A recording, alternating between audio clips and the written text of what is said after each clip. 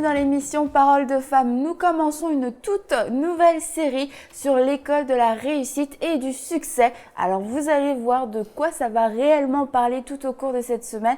Mais vraiment, je crois qu'on va vivre des bons moments. Donc restez avec nous et on vous attend encore demain et après-demain et après-demain. Et nous avons Renate qui est avec nous pour une deuxième fois. On est vraiment très heureuse de te recevoir. Moi aussi, je suis très contente d'être ici. Vous aussi, vous êtes contente? Oui. On manifeste la joie. C'est bon. Et c'est ça, l'école de la réussite et du succès. Alors, on va dévoiler le suspense tout de suite.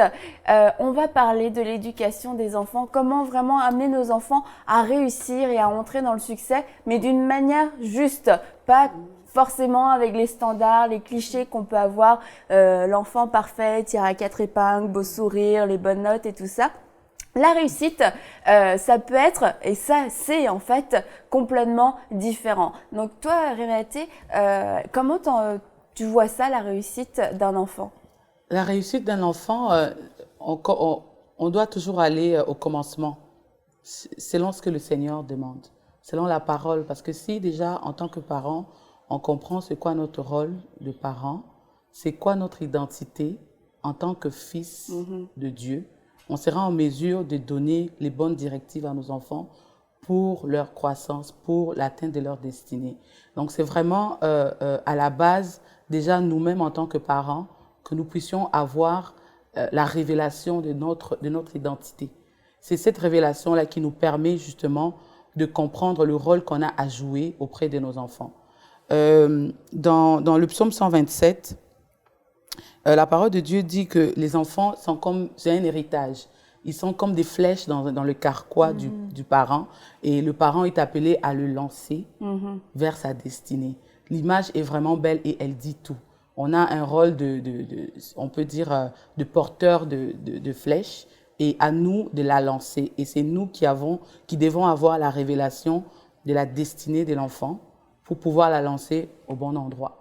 Donc, c'est vraiment, à la base, c'est ça qu'il faut qu'on ait comme compréhension. À partir de là, on peut vraiment aller avec des bons fondements. Et parce que quand on parle de destinée, on ne parle pas forcément, comme je disais, les standards, les clichés des bonnes notes, par exemple. Ben oui, c'est certain, il y a la réussite selon le monde, Annabelle, il y a la réussite selon Dieu.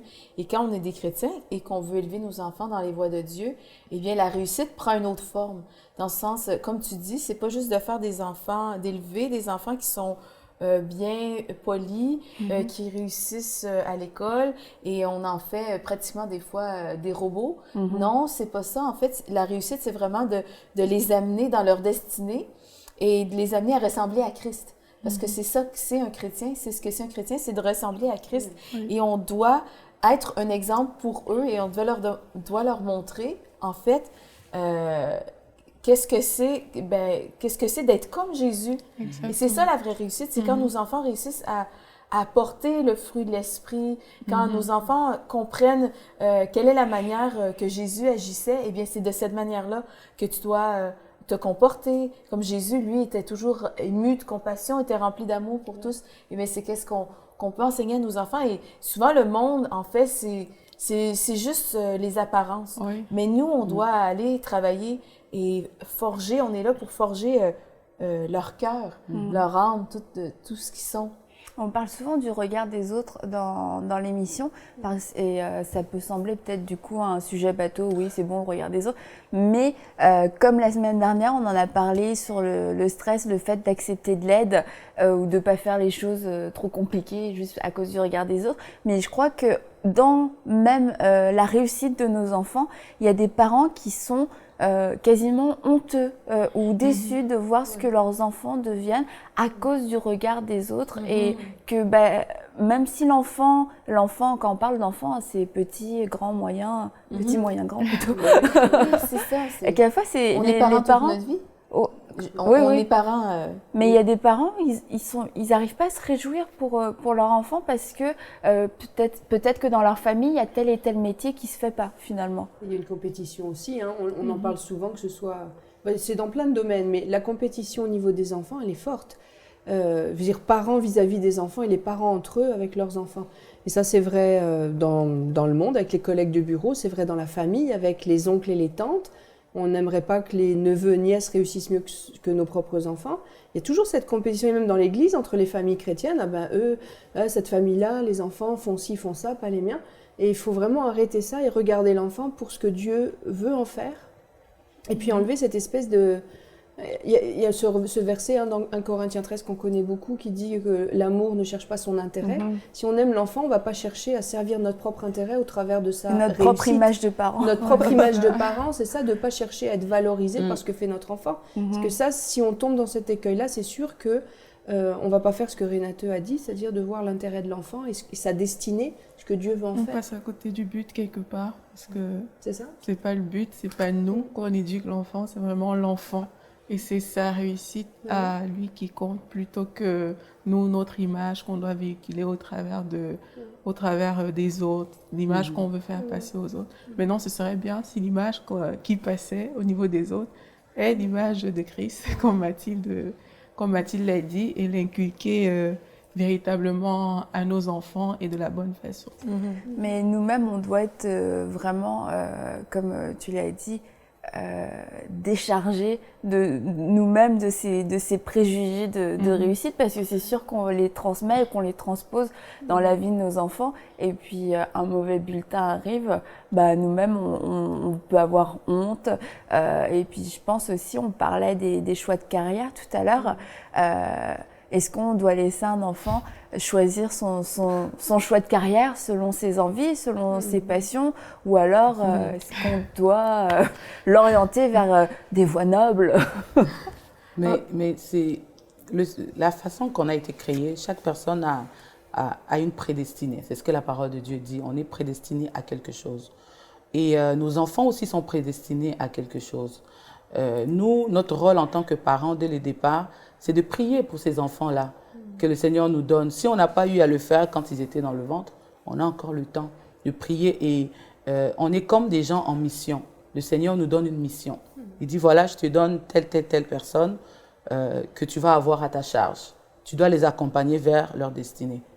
La question qui suit, c'est quoi sa destinée? Il faut que je sache au moins comment je vais l'accompagner, où je l'accompagne.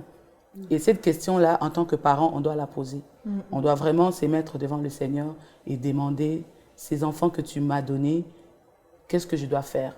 C'est quoi leur destinée? À quoi ils sont appelés? Exactement. À partir de ce moment-là, on sera en mesure de les accompagner exactement dans ce qu'ils sont appelés à faire. Et en eux, il y a déjà cette fibre-là, il y a déjà ce dépôt-là que le Seigneur a fait.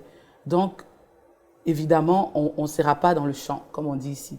On sera certainement en train de les conduire à faire exactement ce que Dieu attend d'eux. Et ça sera dans le sens de ce qu'ils aiment aussi.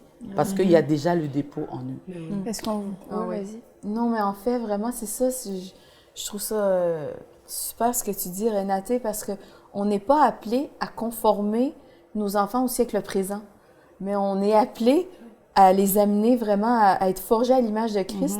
Et nous, on doit être comme le miroir de Dieu, dire, Dieu, c'est à ça que tu ressembles. Quand Dieu te regarde, c'est ça qu'il veut que tu fasses dans la vie, c'est ça, c'est à ça que Dieu t'appelle. Et quand on amène nos enfants à ressembler à Christ, eh bien, on va les conduire, ils vont être conduits par l'Esprit de Dieu. Et évidemment, nous, on va avoir le désir de Dieu pour eux, et eux vont avoir les désirs de Dieu pour eux-mêmes. Donc, si, admettons, pour moi, c'est très important que mon enfant soit médecin, mais que mon enfant aime la danse ou la musique, et puis qu'il serait hyper malheureux d'être médecin, dans le fond, faut s'arrêter en tant que parent et dire, OK, quel est le plan de Dieu pour ta vie? Et on veut juste pas te conformer à ce que le monde dit que tu dois être comme ça. Mais nous, notre rôle, c'est vraiment d'amener nos enfants à ressembler à Dieu, de donner les valeurs de Dieu, qui recherchent ce que Dieu recherche. Et quand on recherche ce que Dieu recherche, eh bien, ultimement, ils vont rechercher à faire la volonté de Dieu pour leur vie. Amen. Et ils vont faire ce que Dieu veut pour leur vie. Et nous, en tant que parents, on doit se réjouir de ça. On doit sortir de la boîte et dire, mon enfant doit absolument faire ça pour dire qu'il réussit dans la vie. La vraie réussite, ce qu'on doit communiquer à nos enfants. La vraie réussite, c'est d'être dans la volonté de Dieu. Et c'est Amen. ce qu'on doit communiquer à nos enfants. Et quand nos enfants savent qu'ils sont dans la volonté de Dieu, que nous, comme tu disais, tellement l'image que nous, on est ces porteurs de flèches et qu'on doit les propulser dans leur destinée, eh bien, on doit les encourager à rechercher ce que Dieu recherche pour leur vie. Et nous, on doit être contents pour eux, peu importe ce que Dieu a décidé Parce que pour leur vie. finalement, sinon, on devient ennemi de Dieu dans leur destinée, à essayer de les diriger Ben, on devient dans notre propre sentier. Oui, et on s'oppose en fait. Si on s'oppose à la volonté de Dieu, ben on s'oppose à Dieu directement. Et un parent, plus que n'importe qui, a le pouvoir d'être un obstacle dans la vie de ses enfants. On a beaucoup d'accès à la vie de notre enfant. Je veux dire, on a leur vie, hein, comme vous disiez, Renata, on a leur vie entre nos mains. Et on a le pouvoir malheureux d'être un obstacle majeur dans leur destinée, dans l'accomplissement de la volonté de Dieu dans leur vie. Et tout à l'heure, je parlais des ambitions des parents ou des comparaisons avec d'autres. Mais il faut déjà, avant toute chose, comme tu le disais Mathilde, se placer devant Dieu et puis remettre aussi à la lumière de la parole de Dieu notre notion de la réussite. Parce que notre conception personnelle de la réussite va faire ce qu'on va déposer dans la vie de nos enfants. Et si, dès le départ, on a une conception de la réussite qui est tordue, on va faire du mauvais travail avec nos enfants. Donc, en tant que chrétien, c'est vraiment important, je pense, avant même d'avoir des enfants, de faire le point. Qu'est-ce que c'est ma notion de la réussite? Est-ce qu'elle est droite devant Dieu? Est-ce qu'elle correspond aux critères de Dieu, à ses standards? Puis si j'ai une conception de la réussite qui a plus été teintée par le monde, je veux dire, le monde n'arrête pas d'en parler de réussite, donc on est influencé nécessairement. Est-ce que ma conception de la réussite, c'est le monde qui me l'a imposé? Ou ma famille, si j'ai une famille inconvertie ou qui n'était pas bien, bien au carré avec ça? Et si ce n'est pas le cas, il faut faire ce travail-là sur soi avant de le faire sur nos enfants. Moi, je suis touchée par ça. Bon, moi, je n'ai pas encore d'enfant, mais moi, ça m'interpelle dans le sens où trop souvent, j'ai remarqué autour de moi que les parents transposent parfois ce qu'eux, ils auraient aimé être et qu'ils ne sont pas devenus. Ils se disent, OK, moi, je veux que mon enfant, moi, je n'ai pas pu être avocat, par exemple. Ce que j'ai pas réussi à faire, toi, tu vas le faire. Exactement. Et ils pensent que c'est bien parce que je ne pense pas qu'il y ait un parent qui veut le faire mal par rapport à ses enfants. Ils pensent que c'est une bonne chose, mais malheureusement, si ce n'est pas le plan de Dieu pour la vie de l'enfant, ils passent vraiment à côté. Donc, c'est important en tant que parent, on puisse vraiment prendre ce temps-là, comme Pasteur Renata disait, de réfléchir c'est quoi la destinée de l'enfant et de définir la réussite par rapport au plan divin. C'est quoi la réussite? Et je pense même qu'on se faciliterait la vie, les parents, si on faisait ça, parce que du coup, on n'a plus comme un joug ou un fardeau, parce qu'on sait que la destinée de nos enfants sont entre les mains de Dieu. Voilà. Et ça enlève une pression énorme sur le dos des enfants aussi. Quand nous, on transpose nos rêves non réalisés sur la vie de nos enfants, quelle pression énorme on leur met. Il faut vraiment réaliser ça. Et puis même à la période où tu dois choisir tes orientations, ta formation, moi j'ai l'impression que je devais choisir une vie, alors que tu te rends compte finalement, si tu fais un mauvais choix, tu peux te réorienter. Dans les gens avec qui j'étais au lycée ou à l'université, la plupart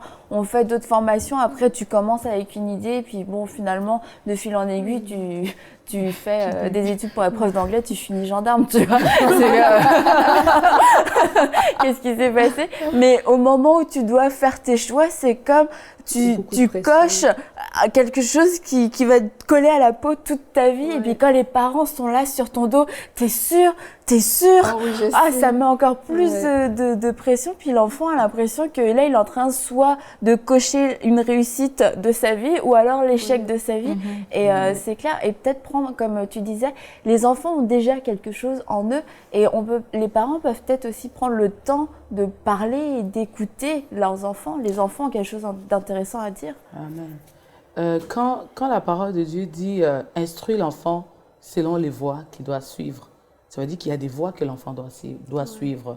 Si tu es le parent qui l'a dans ton carquois comme une flèche, dans le fond, tu n'as pas le choix que de demander au Seigneur de te dire c'est quoi les voies que mon enfant doit suivre. C'est par où que je dois le lancer. Est-ce que je le lance à l'est ou à l'ouest? C'est tellement la base que très souvent, c'est pas parce qu'on est de mauvaise foi, mais c'est parce que on est dans une société qui est bâtie avec des normes, avec ses standards. Et sans le vouloir, on s'est aussi intégré dedans. On a accepté ça parce que quand une chose est évidente, quand un péché est évident, c'est facile à l'éviter. Mais quand c'est une situation qui, dans le fond, vouloir que son enfant soit médecin ou avocat, c'est pas un péché. C'est pas mauvais. Au contraire, on veut une belle avenir en termes de carrière pour notre enfant. Donc, du coup, on ne s'attarde pas vraiment dessus. On ne s'arrête pas longtemps pour analyser, pour ça avoir... Ça a l'air tellement évident que ça a l'air tellement chose. évident que c'est une bonne chose que tu t'es dit, bon, à la limite, si je me trompe, bon, je me serais trompée de la bonne manière. Voilà. Alors que peut-être que l'enfant était juste appelé à être une adoratrice. Ben oui. Dans la dimension de la danse, moi, j'ai ma petite fille, ma toute dernière. Elle bouge, là, moi, je regarde, je dis, cet enfant, c'est une adoratrice. Elle est appelée à adorer Dieu par la danse. Je ne sais pas comment on va le faire. Jusque-là, on cherche une école de danse chrétienne pour que l'enfant puisse apprendre à faire sa danse. Mais quelqu'un d'autre regarderait et dirait, mais danser, c'est quoi? Mais non, l'enfant a quelque chose que le Seigneur a déposé en elle. Peut-être que ça ne sera pas la seule chose qu'elle va faire, mais ça, c'est évident, on le voit, il faut qu'on l'accompagne dedans. Si c'est un enfant qui aime nettoyer, je ne sais pas, il faut qu'on laisse, parce que le Seigneur, il utilise les gens où ils sont. Jésus, il était charpentier. C'était ça, son enfance. Il a appris à travailler le bois avec son père Joseph. Voilà.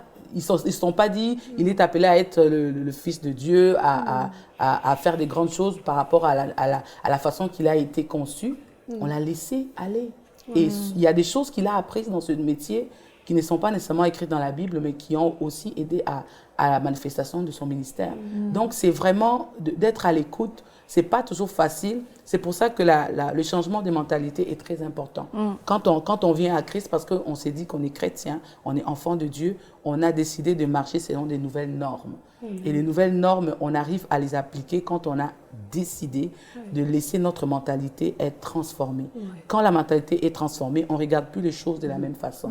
Quand on regarde, quand les gens disent médecin, waouh, toi tu dis médecin. Si c'est bien si pour lui, si c'est meilleur pour lui. Si c'est ce que le Seigneur a désigné pour lui, gloire à Dieu.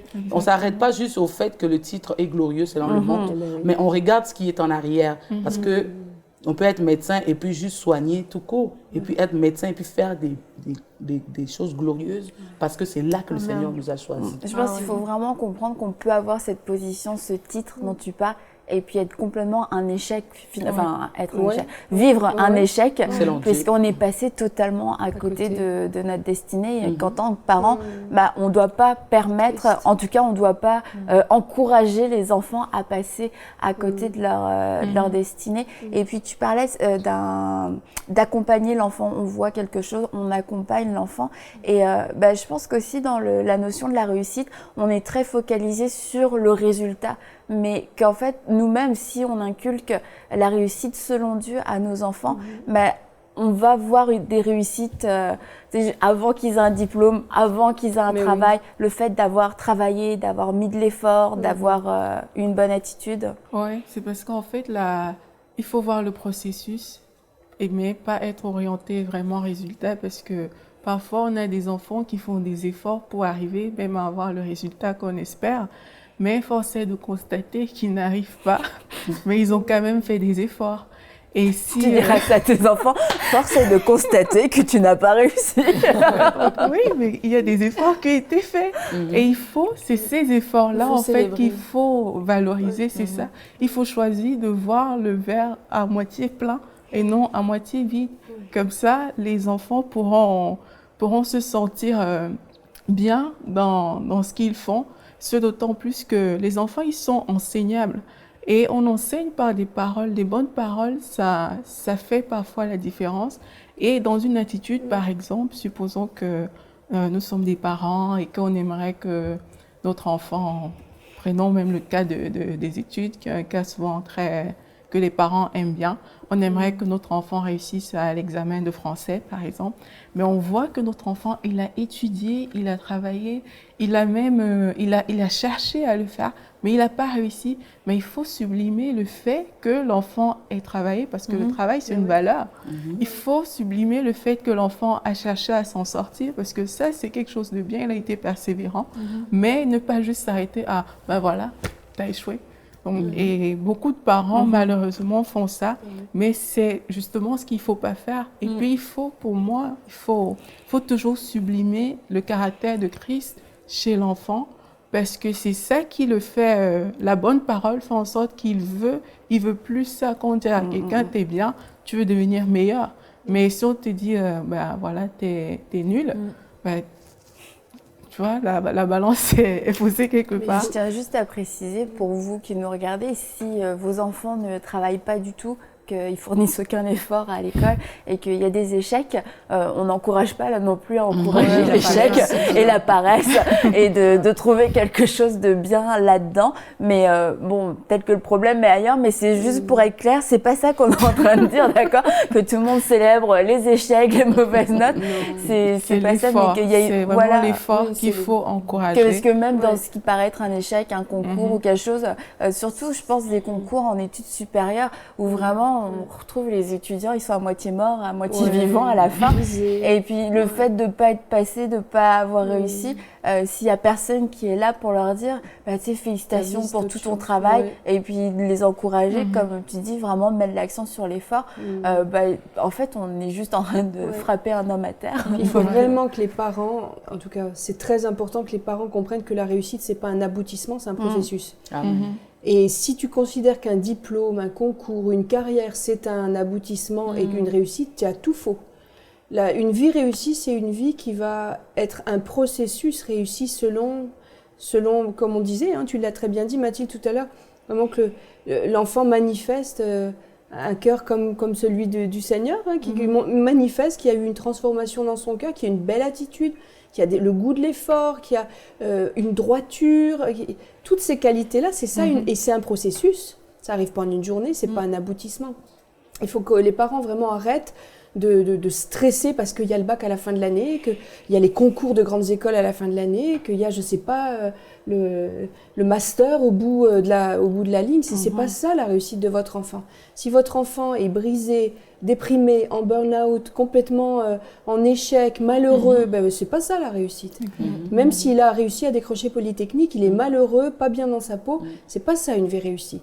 Si votre enfant il veut être pâtissier et qu'il fait bien ce qu'il fait, il aura parfaitement réussi sa vie. Et je me souviens d'une amie, ça fait 17 ans de ça, qui est venue me voir. Elle était très embêtée parce que son garçon de 14 ans voulait être boulanger-pâtissier. Et les professeurs disaient « Mais non, il est bon à l'école, il faut qu'il continue, il faut qu'il aille au lycée, il faut qu'il aille à l'université. » Mais il voulait être pâtissier-boulanger.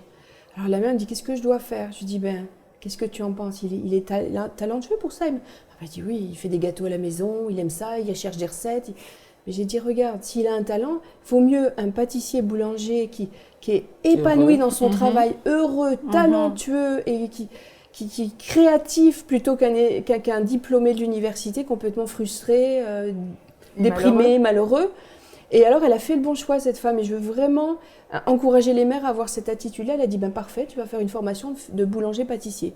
Et 17 ans après, moi je peux vous dire, parce que je le connais, j'ai toujours des rapports avec cette famille, il est boulanger-pâtissier, il est même arrivé à un niveau d'excellence dans son métier.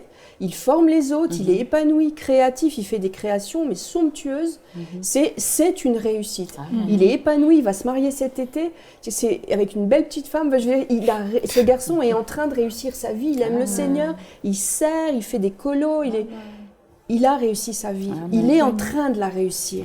Voilà. Si cette mère avait dit « Ah non, non, non, les profs ont raison, t'es bon à l'école, il faut que tu continues, que tu aies ton bac C, et puis, ou ton bac S maintenant, et puis tu continues, que tu ailles en fac de maths ou en grande école. » Qu'est-ce qu'il serait maintenant? Qu'est-ce qu'il serait devenu? Je ne suis pas du tout sûre qu'il soit aussi épanoui et qu'il soit aussi créatif. Moi, quand j'étais à l'école, l'année de mon bac, en fait, j'ai jamais vraiment aimé les études finalement. Mais tant que c'était facile, ça allait bien. Et j'ai dit, je m'en souviens en rendez-vous en terminale, j'ai dit moi je voudrais faire une formation. Et puis j'étais totalement, je savais pas quoi faire, mais en tout cas j'avais envie juste d'apprendre un métier et tout. Et je voyais pas comment j'allais réussir à l'université. Et j'ai dit, je m'en souviens devant la prof, j'ai dit moi je voudrais faire une formation. Et puis j'ai dit peut-être un CAP, un BTS, un BEP, je sais pas. J'aimerais faire quelque chose pour apprendre un métier. Elle m'a regardée. Ah non, Annabelle, toi, il faut que tu ailles à l'université parce que tu as des bonnes notes. Et puis, j'ai pas trop compris c'était quoi le rapport, mais ça avait l'air tellement évident qu'il fallait aller à l'université si tu pouvais y aller. Et ça aurait été quasiment dégradant que je fasse autre chose. Et je suis partie à l'université. Ça a été le début de la fin. Mais c'est culturel aussi. Pourquoi moi, je me suis dit, je me suis toujours dit, pourquoi est-ce qu'on m'a pas permis, entre guillemets, d'apprendre un métier à ce moment-là? Mais c'est très français. C'est français et les cultures qui ont été influencées par la notion française de la réussite scolaire. Parce que moi, j'ai travaillé un temps en Allemagne, et en Allemagne, c'est pas du tout une honte d'être tourneur sur métaux ou d'être un bon ouvrier. C'est génial d'avoir un métier, je trouve, savoir faire un truc bien. Les métiers manuels sont très valorisés, et c'est pas du tout une honte d'être un manuel de talent. Alors qu'en France, t'es un manuel, les gens te... C'est comme si t'es un manuel, ça n'a pas de cerveau. Alors que c'est n'importe quoi. C'est ridicule, c'est complètement ridicule. Parce qu'on est dans une société où tous les métiers ont leur place. Et en tant qu'enfant de Dieu, on est appelé à être partout. Il faut que tu sois plombier pour que tu travailles avec les plombiers. Il faut que tu sois je sais pâtissier. Électricien, pâtissier, pour que tu traites avec les pâtissiers. Ça prend des enfants de Dieu partout. Et le Seigneur, il fait les choses bonnes, il les fait excellentes. Il dépose cela dans la vie de ses enfants. Exactement. Et on doit les laisser s'exprimer. On ne peut pas les étouffer, soi-disant que la réussite, c'est ce que le monde a donné. Quand on regarde dans Hébreux 11, on parle des héros de la foi. Les héros de la foi, on dit qu'ils n'ont pas reçu ce qui leur avait été promis, mais on les appelle des héros. Ils ont réussi leur rôle. Eux, leur rôle, au fait, c'était de manifester la foi jusqu'au bout. C'était pas manifester la foi jusqu'à manifester la promesse. Eux, c'était ça. C'était juste qu'ils tiennent jusqu'au bout leur foi, et ils ont été célébrés comme des héros. Amen. Et la parole, c'est ça. Dans les héros de la foi, on trouve Noé qui a quand même construit un bateau. Donc comme quoi, on peut construire des choses et être un héros. Et on vous encourage vraiment, chers parents, à aider vos enfants, petits et grands, à choisir, à faire ce que Dieu a mis en eux et pas à faire ce que vous faites de père en fils depuis des années et des années. La Bible nous demande de faire de nos enfants des disciples, pas des avocats ou des docteurs ou quoi que ce soit. Vraiment, ça va au-delà de ça. C'est avant tout être un disciple de Jésus-Christ. Et toute la semaine, on va voir quelles sont les caractéristiques, comment ressembler à Jésus, comment marcher dans la compassion, dans l'humilité, dans la justice de Dieu. Toutes ces choses-là, comment on peut les inculquer dans la vie de nos enfants pour qu'ils deviennent réellement ces disciples de Jésus-Christ. Et peu importe leur profession, parce que vous l'avez compris durant toute l'émission, la réussite, c'est pas une profession, c'est pas un titre, c'est de faire la volonté de Dieu, c'est de prendre ces flèches que Dieu nous a données et de les tirer dans la bonne direction, et de nous-mêmes de revoir notre notion de la réussite pour pouvoir accompagner nos enfants avec des motifs purs et des motifs de disciples pour nous aussi. Donc, on vous attend demain pour la prochaine émission de Paroles de Femmes. Envoyez-nous votre témoignage à paroledefemme@enseigne-moi.com.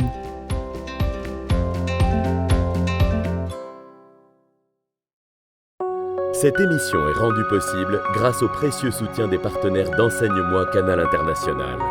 Retrouvez tous nos programmes sur emcitv.com.